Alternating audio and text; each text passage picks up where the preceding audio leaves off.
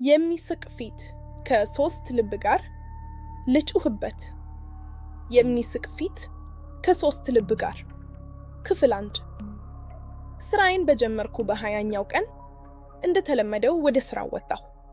እስከ ምሽቱ 5 ሰዓት ድረስ ተሳፋሪዎችን ሳገላብጥ ቆየሁ። አንድ ጭፈራ ቤት በር ላይ ጨረቃ የመሰለች ውበት ያላት ልጅ ቆማ አየሁ። ግራ የገባት ትመስላለች። ቀጥታ ወደ እኔ መጣች።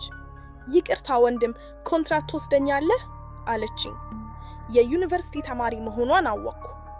200 ብር ትከፍያለሽ አልኳት። 200 ብር ለተማሪ አይበዛም አለችኝ።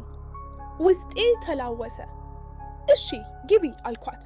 ደስ ያለሽን ትከፍያለሽ። ዘላ ገባች።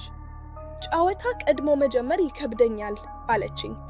ምን አይነት ጨዋታ አልኳት። ወሬ ነዋ ብላ ሳቀች። ድንገት ግን 5 ሳንቲም የለኝም አለችኝ። ባጃጇን ቀጥ አደረኳት። ይቀጥላል።